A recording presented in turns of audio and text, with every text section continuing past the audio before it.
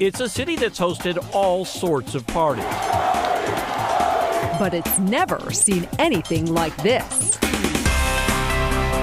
We're really excited, and we cannot wait to showcase Milwaukee to the world. 50,000 people are coming to town. That's a great bump to the economy, obviously. Those who aren't coming will be watching. We have a chance to showcase Milwaukee. History will be made. We have an opportunity, all of us do, to help Milwaukee to shine. And we're making sure you're ready. This is Conventional Wisdom. Welcome to Conventional Wisdom, live from the Republican National Convention. We are so happy to be with you here at Fiserv Forum. I'm Stephanie Grady alongside Ted Perry and David Caruso of Dynamic Events by David Caruso. We're going to get to David in a second, but we got to tell you what's going on here. First of all, how exciting are we doing a live podcast of Conventional Wisdom? We have been taping these since late winter, early spring, but we're with you live on the convention. You know what's happening right now behind? The state of West Virginia is giving their 32 delegates to Donald J. Trump. He is going to go over the threshold here shortly and officially become the nominee. There are 2,429 delegates down on that floor, 1,215 needed. I think he's going to get it, including Wisconsin's 41 delegates. The energy in this room is absolutely exciting. It's electric. We're excited to be here. We're happy to have you along with us. But none of this could have been possible. The delegates coming to town, they had to be welcomed by something, right? And that happened last night, not inside Fiserv Forum, but rather at the Henry Meyer Festival grounds. And David, you were very much a part of that welcome party. I was. It was so much fun to be the creative director of last night's official host committee welcome party right at Henry Meyer Festival Park. It just like today, the energy here at Fiserv Forum at the festival grounds, it was incredible last night. What was the purpose of that party? You say it was the only quote-unquote nonpartisan event of the week. Yes, it was. So really what it is intended to do is literally just welcome everyone to the city. It is to celebrate the great hospitality folks that we have here in Milwaukee.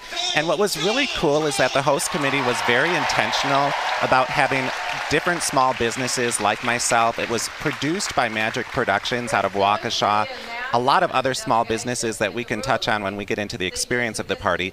But we really wanted it to just give everyone a sense of what is Milwaukee, what is Wisconsin, and give them a good representation of who we are. And to do that, we go down to the lakefront like we do for every other party, right? Of course, why not? Bring it to Summerfest grounds. And I love the name of the event, Red, White, and Brew, yes, which obviously speaks so much to the city of Milwaukee in and of itself. Exactly. You know, we knew, of course, we wanted to celebrate the traditional things that everyone loves.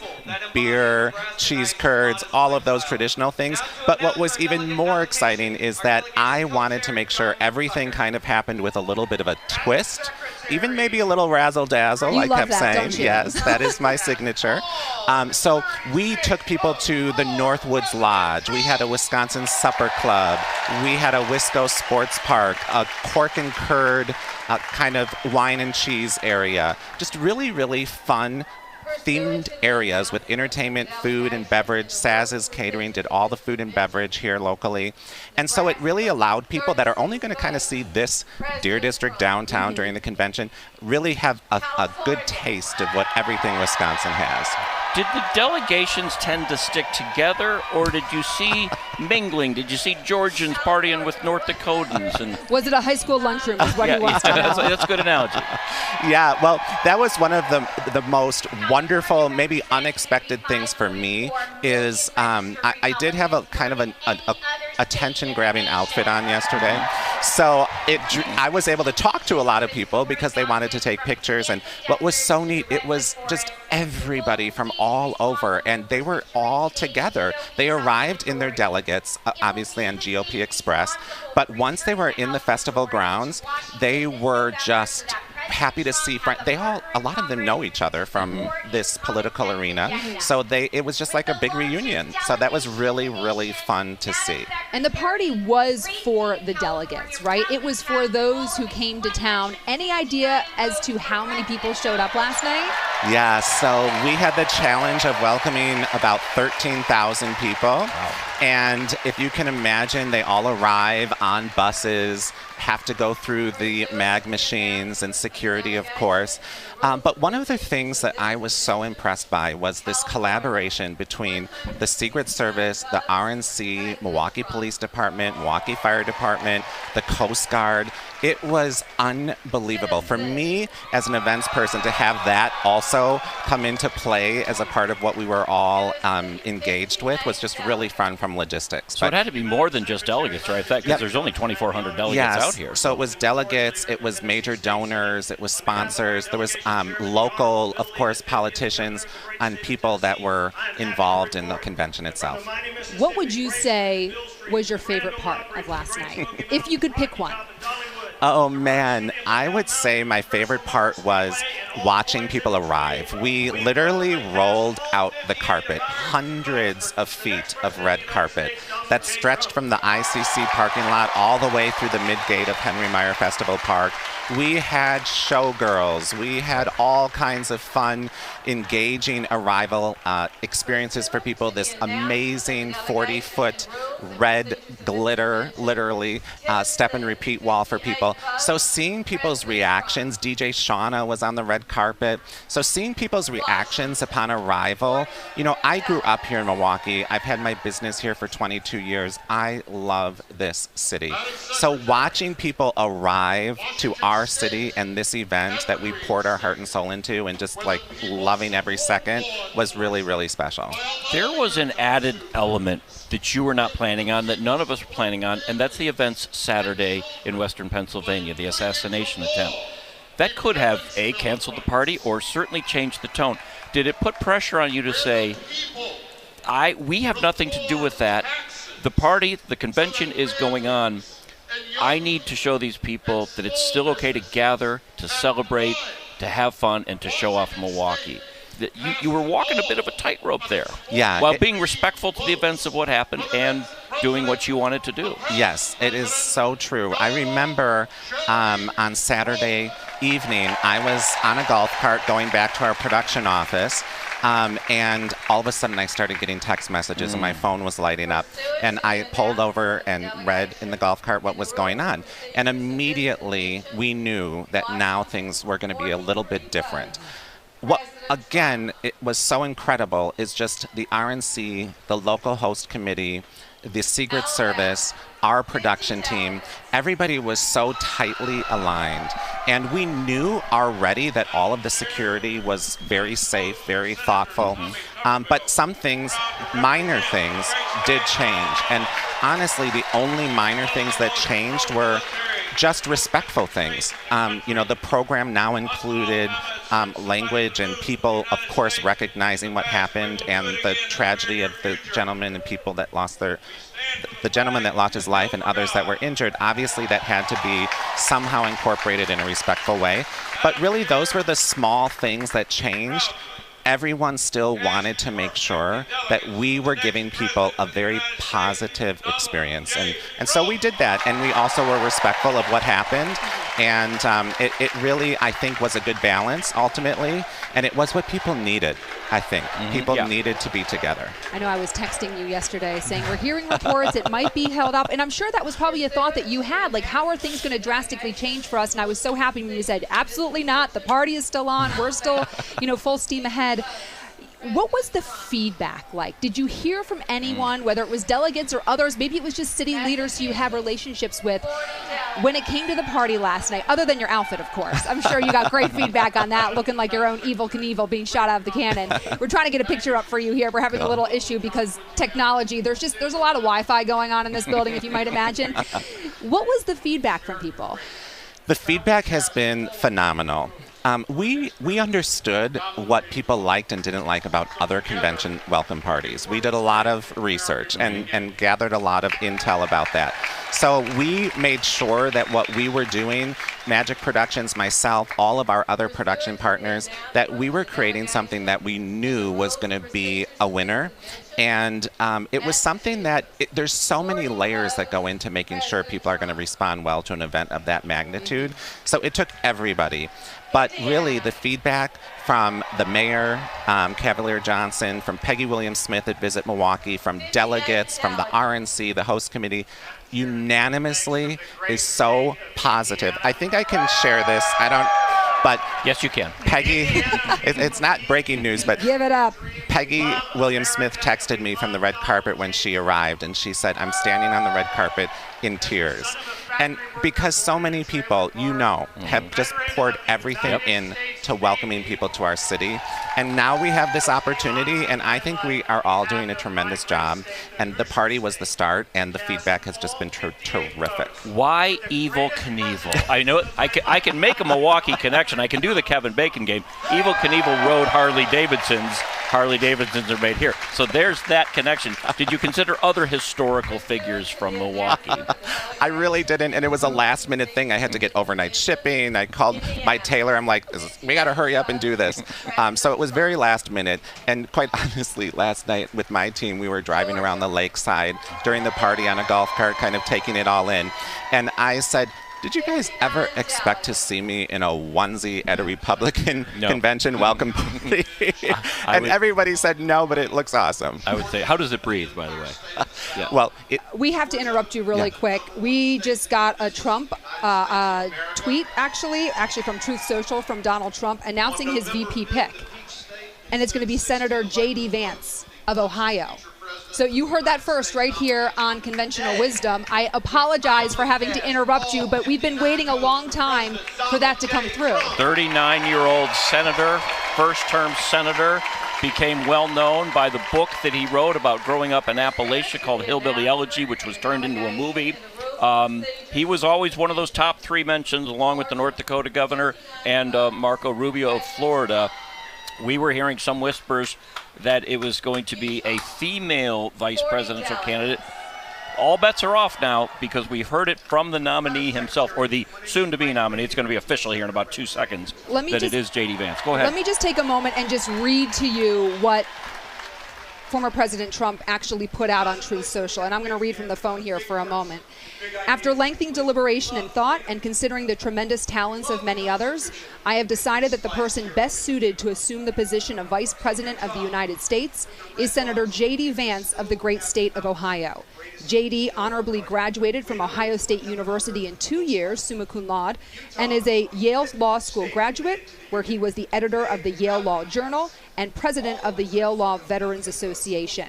He goes on talking about some of his other accomplishments he's had, including his book, Hillbilly Elegy, which of course became a bestseller, as well as a movie. So I just wanted to read you what was actually put out here. We had gotten the time, it would be an hour and 15 minutes from now, so a little ahead of schedule, you might say. And it's a really interesting choice, too, for the future of the Republican Party. He's 39 years old. If Trump does win the White House back in November, you have a young vice president. The president, Trump, would be term limited to only 4 more years. Right. So it would be a crash course in learning and handing over the reins. So strategically, from keeping power in the White House, if they do win the White House, it could be argued it's a pretty smart move. Age has certainly been part of this conversation thus far.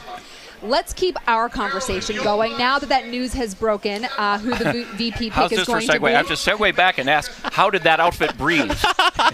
We've gone from breaking news. I want to hear more about the Evel Knievel outfit. Well, that was something, too. It was interesting from a logistics perspective, not only what we're wearing, but the extreme heat, temperatures, humidity, the number of people. Those were some last-minute things that we also adjusted to, with misting tents and water stations and respite spaces. And, of course, the polyester onesie was a little challenging, but I did have a change of outfit a little bit later, too. That's good. It goes against your nature to wear polyester, right? You're more of a natural fibers guy. He had to get that onesie through and through. I'm sure going to the bathroom was quite the task as well. I know weather was an issue last night. We had the thunderstorms roll through. Man, they came through with a vengeance. But the fireworks show went off without a hitch. Trace Atkins took the stage. I mean, all in all, it was a success. It really was a success, and it just proves that here in Milwaukee, we have the people to make magic like that happen for a global stage event. And that is what I feel so proud about, is that we all did it together, along with some national partners from the RNC and host committee. But that's what I love about this week, is we have worked so hard to get this convention here, and now everybody, like your hard-working staff at your station and etc., we're ready to do it, and last night proved that we can. What is your role now? You've done your party. You've said boom, boom. He's a spectator. Right. You've jumped over the Snake River Canyon, to put it in Evel Knievel terms, and landed safely, something Evel Knievel didn't do, by the way. Now what do you do? So this week, I am really focused on just spreading the good word of Milwaukee and continuing to make sure that everyone is experiencing the hospitality that we want them to. So I don't have any other major functions, but along with Visit Milwaukee and our city as a whole, I want to make sure that I can be helpful to make sure that we have a really, really successful week.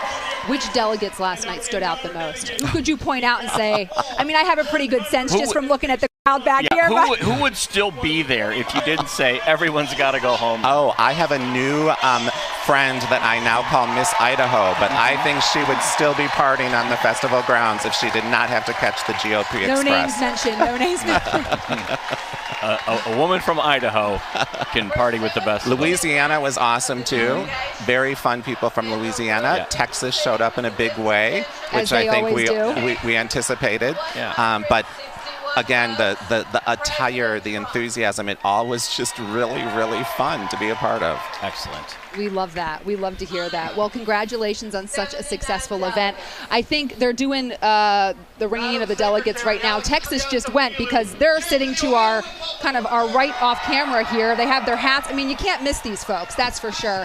They're on the left-hand side of your screen. So for those of you watching at home right now, on the left-hand side, you can see some of those white cowboy hats. They continue all the way up the screen. If you could see kind of off-screen left, that's where the whole Texas delegation is. So Ohio. And pretty appropriate that Ohio is going right now, given the breaking news that Senator J.D. Vance, the first-term senator from Ohio, has been selected to be Donald Trump's running mate. So Ohio giving all of their 79 delegates there. As is customary, they wait until they have just the right number and then give the nominee's home state the right to put him or her over the top. So they're going to do the math here, and they're going to wait until Florida has the needed votes to get to the 1,215 needed in order to make Donald J. Trump officially the nominee of the Republican Party. I mean, everything behind us, it is quite the spectacle. We are going to take a moment to take a quick break so we can regroup here. David Caruso, thank you for being with us. My pleasure. Thank you so much. Welcome back to a live edition of Conventional Wisdom, your podcast dedicated to all things Republican National Convention. The state of New York right now giving their 91 delegates to Donald J. Trump. Elise Stefaniak is the one who is giving the votes. She was on the short list of VPs, or a little longer list of VPs. We have with us a guest. Jackson Carpenter is a first-time delegate from the state of Texas. We got talking in the hallway. We wanted to pick your brain about a few things. Welcome to Milwaukee. Welcome to Conventional Wisdom. Thank you so much. Pleasure to be with you. So, I mean, I know you've only been here for a few hours now. I know you got in early this morning.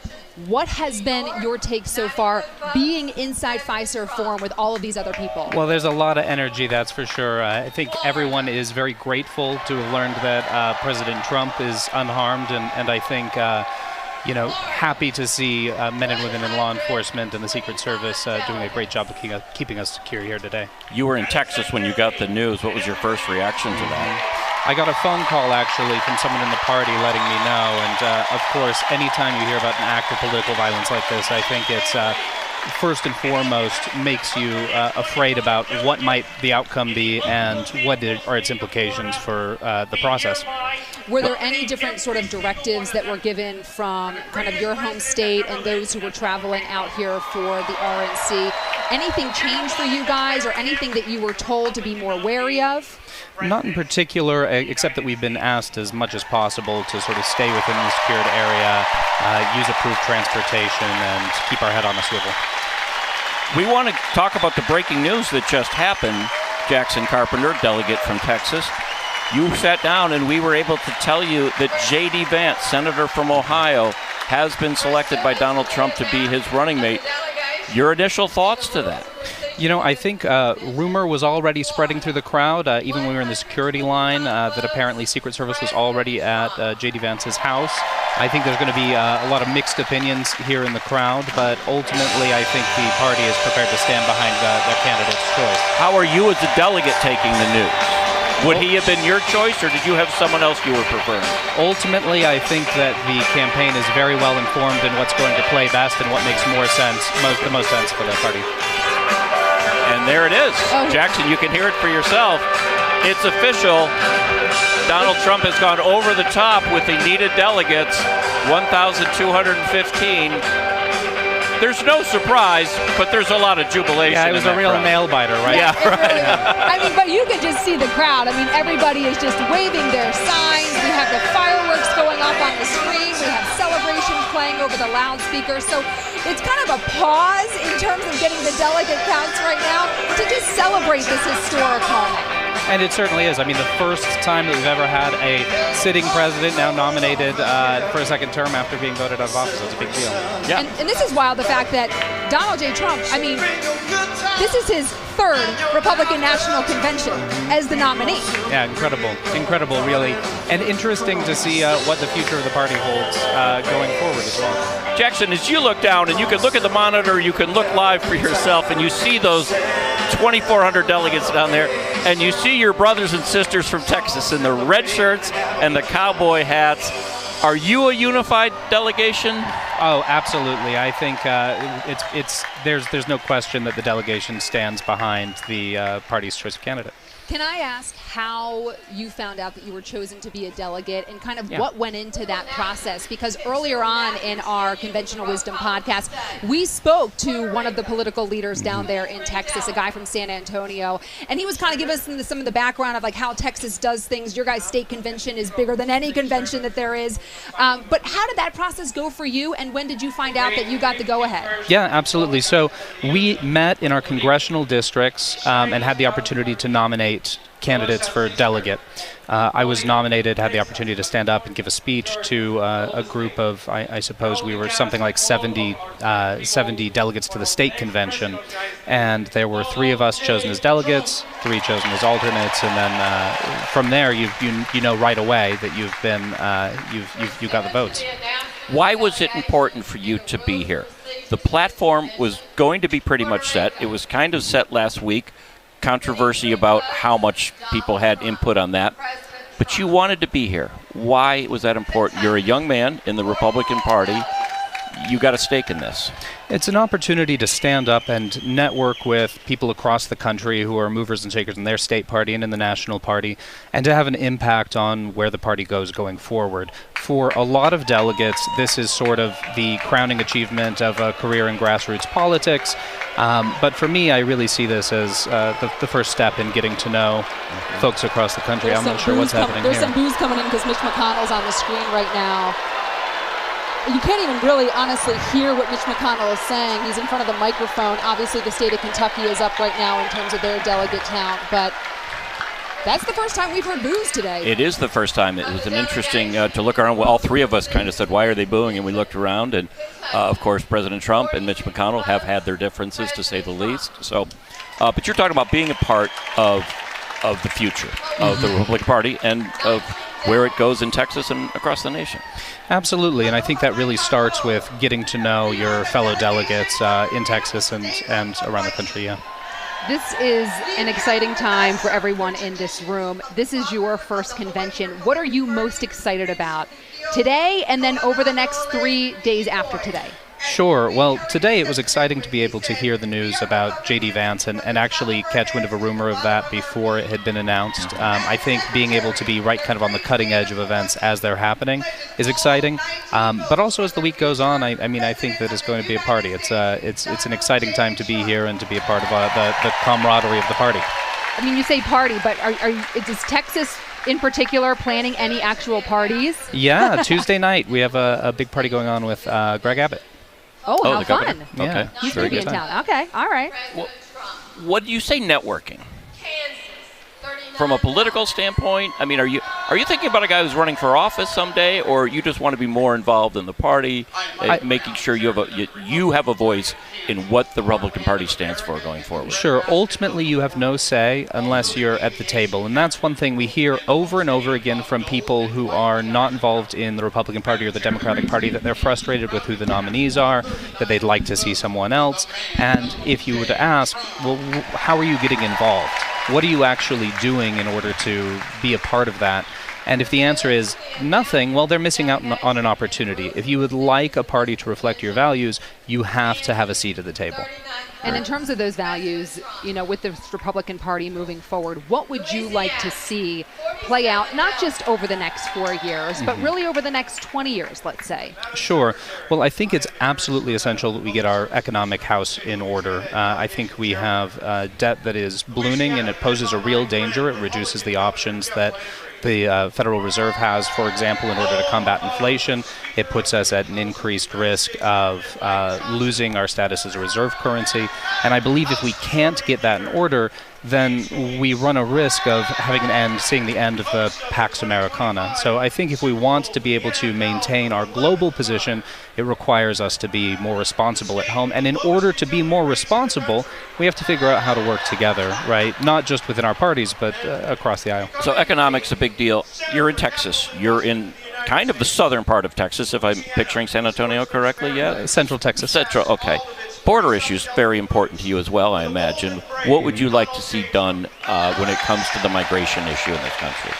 Sure. Well, I think that there is a kind of a supply and demand issue there, right? There is not good systems in place to allow people to come in legally who want to be, law-abiding contributors to our economy, and we don't have a secure border. So, one, we absolutely have to secure the border. You're going to hear a lot about that here. But the other piece of this that we don't talk enough about, we ought to be talking more about, is how do we allow people in who share American values, who have a vision of achieving the American dream, and who want to be a part of contributing to and building up this country. We have to do both things. We must secure the border. A wall may be a part of that. Increased patrols are certainly a part of that. We have to lock down the illegal immigration issue, but then we have to open the doors, and you've heard Donald Trump say this multiple times, big, beautiful door, right? We have to open the doors to people who want to come and build a life here as well. We have about 1 minute left with you on this Conventional Wisdom podcast today. Any final thoughts that you have about what's going to take place over the next 96 hours? Sure. Well, I think one thing that you're going to hear is, both within this convention and commentary that's happening beyond this, is us bemoaning the status that we have, having a sitting president who's clearly lacking in the cognitive capacity to do the job. And I would suggest that those who are watching take a look at their own involvement with their party and their own voices, and look at how they could raise up their voices in order to have candidates that really reflect their values and that demonstrate the competency they expect in their elected officials. I would push back on that a little bit, and then there are Democrats who would say the same thing about Donald Trump, that he has mistaken Nikki Haley for Nancy Pelosi. You're going to get in front of a live microphone, you're going to make mistakes.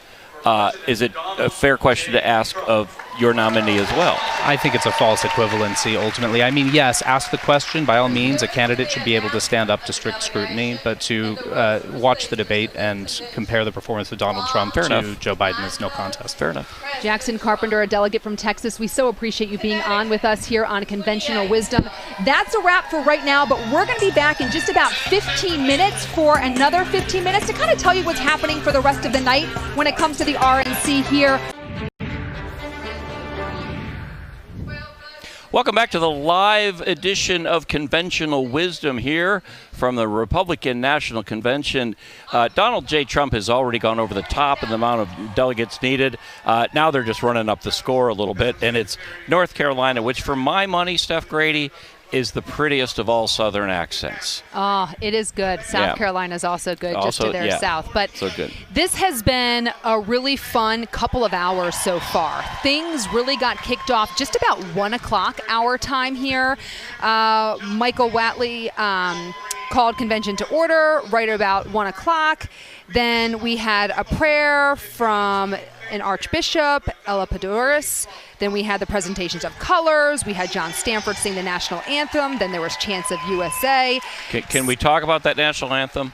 A cappella. It was amazing. Really a wonderful rendition of our national anthem. I'm sorry, I cut you No, off. it's okay. The guy who sang it, John Stanford, he was just impressive, and this place started roaring the moment he got to the time in the national anthem where everyone starts roaring on that. And then, after all that, they started the chant, which was a little bit impromptu, fight, fight, fight, fight.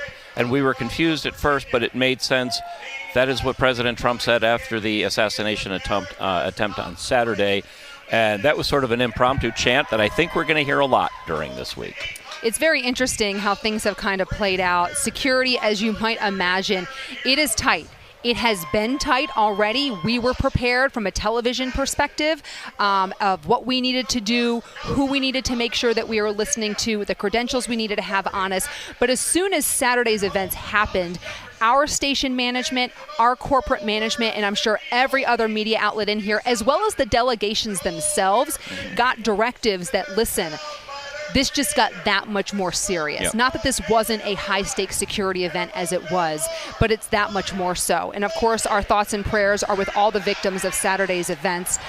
Earlier on Conventional Wisdom, we had the chance to speak with David Caruso of Dynamic Events by David Caruso. He was the creative director of the big welcome party that happened last night down at Summerfest grounds. And we also had the chance to meet a wonderful delegate from the state of Texas, Jackson Carpenter. I met Jackson out in the hallway. We just started chatting. I mean, everywhere you go, there's delegates, and they let you know where they're from, especially the Texans. They're all in red ranch shirts. You can't miss them. And the cowboy hats. You can see them down there on the floor. If we take a wide picture of the floor down there, you can see them. They're a big delegation, because they're Texas, and they're all wearing cowboy hats.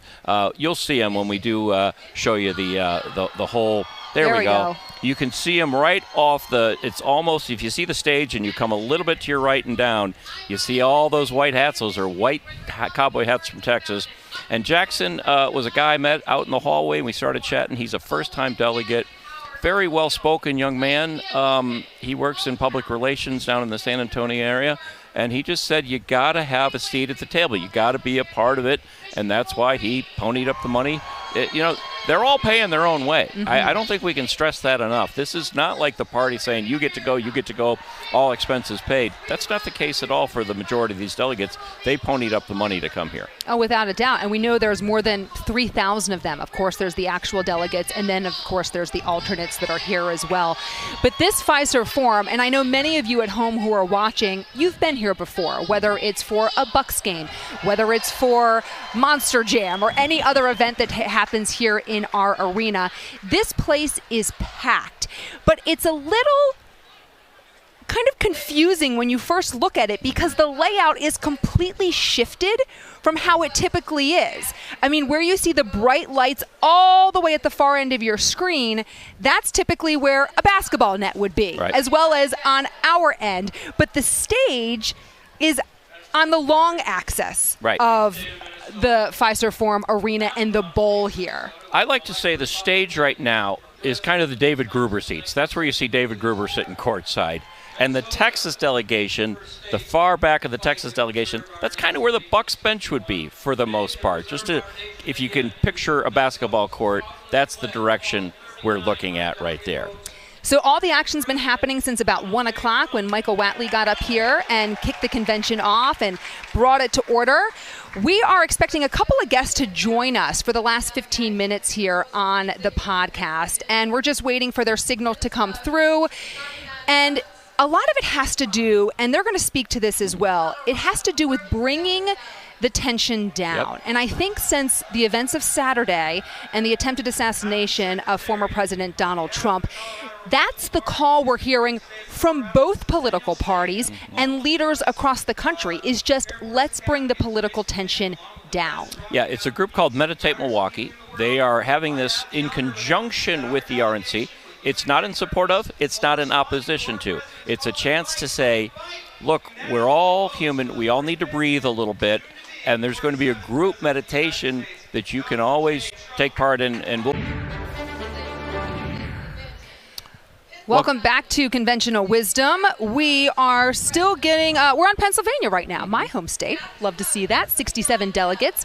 They're still doing kind of the roll call here. You see the spotlight going on Pennsylvania. There you see it. Do you think Pennsylvania will say, home of the Schuylkill River and Wawas?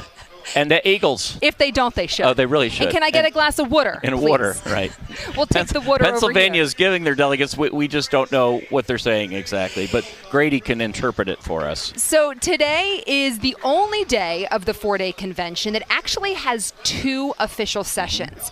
Today's official session got started right around the 1 o'clock hour, and it goes until 4:45.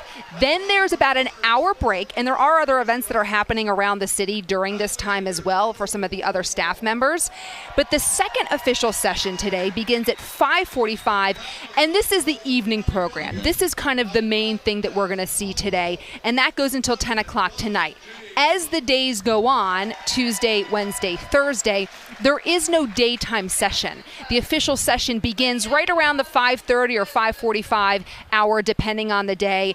And then the longest of the days will, of course, be on Thursday, when the nominee, Donald J. Trump, will be taking the stage. That's kind of the highlight, the big finale. That's when the balloon drop happens here at the convention. So kind of the big news that came today, and it came right during the first part of our Conventional Wisdom, around the 2:15 kind of time slot there, was the announcement of Donald Trump's pick for vice president. J.D. Vance of Ohio, a 39-year-old first-term senator. He was, of course, one of the 3 on that short list. So he will be speaking Wednesday night, as is customary, for the vice president to speak. And our guest that we had on, the delegate from Texas, said they were starting to hear that rumbling moments before the president made it official right now. New Mexico right now giving its 22 delegates. But, Steph, let's go back and talk about that. I think it's going to set up a very interesting vice presidential debate because you have 2 men at the top of the ticket who can only serve one more term. Whether Donald Trump wins or whether Joe Biden wins, both of them are term limited. Right. By the Constitution. So you're going to have the next generation of both parties going at it in that vice presidential debate. And I think it's a really interesting point. Kamala Harris is a good debater. J.D. Vance is a good debater. So you're going to have 2 people who really know their way around a debate going at it. That might be almost more interesting than the next presidential debate in many ways. That could be the show to watch. You're absolutely right about that. So we'll have to wait and see on there. You know, there are themes to every one of these days here at the convention. Today's theme, turn the page on Biden's economic agenda. Tomorrow's theme is targeting crime and supporting law enforcement. Wednesday's theme is secure the border, improve foreign policy. And then Thursday's theme, the big finale of the convention, is strengthen the country. And of course, that's when we're expecting Trump to speak. Yeah. And each has a theme. So tonight is Make America Wealthy again. You know, they all come under a certain umbrella from the tagline of the convention, which is, of course, goes hand in hand with the economic kind of focus here. Absolutely right. So Montana is now going. It's all, again, they're running up the score at this point, but every state delegation, of course, deserves the right to get up and say, we're from the great state of this or that. We cast our delegates. It's really to show unity at this point, but Montana giving their delegates right now. We will be here with you live taping, I guess it's not tape, live to tape really, the Conventional Wisdom podcast every day this week, Monday through Thursday from 2 to 2:30, and then we'll be picking up again from 2:45 to 3 o'clock. So we're happy you're with us today. We hope you join us again tomorrow because this is where we get to have a lot of fun. We are going to have a lot of fun in this week. We'll see you here at 4, 5, 6, 9, and 10. You haven't seen The Last of Us yet. From the RNC, Ted Perry, Stephanie Grady, you've been watching Conventional Wisdom.